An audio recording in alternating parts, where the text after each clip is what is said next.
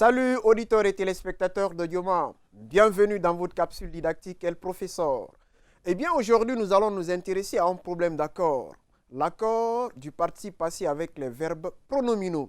Vous allez constater qu'il y a une similitude avec l'accord du participe passé employé avec l'auxiliaire avoir. Mais aujourd'hui il ne s'agit pas de ça. Comment l'accord se fait avec les verbes pronominaux? Alors il faut simplement dire lorsque le complément d'objet direct est placé après le participe passé, alors il n'y a pas d'accord. Je vous donne juste un petit exemple.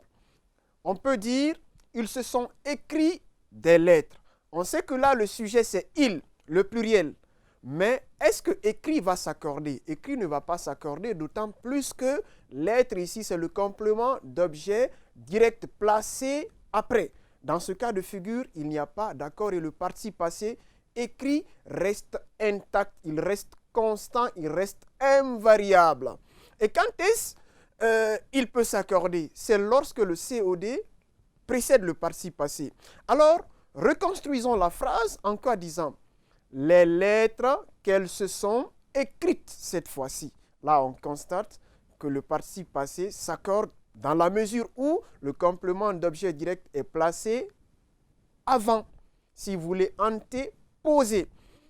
Alors, je vais donner encore un autre exemple. C'est comme quand on dit, elles se sont lavées les mains.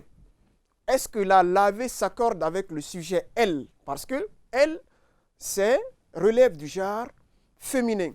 Mais est-ce que ça affecte le participe passé laver? Non. Pourquoi? Parce que le complément d'objet direct ici, main, qui est placé après le participe passé, il n'y a pas d'accord. Alors, on maintient le participe passé comme tel. Et essayons de reconstruire la phrase. On va dire quoi? Les mains qu'elles se sont lavées. Là, en ce moment, le participe passé s'accorde, on écrira E accent aigu, E muet, S, on l'accorde avec main qui est le complément d'objet direct antéposé, c'est-à-dire placé avant le participe passé. Alors, mesdames et messieurs, auditeurs et téléspectateurs de Dioma, j'ose espérer qu'à partir d'aujourd'hui, vous n'allez plus commettre ce genre d'erreurs. Et voilà, retrouvez-moi demain pour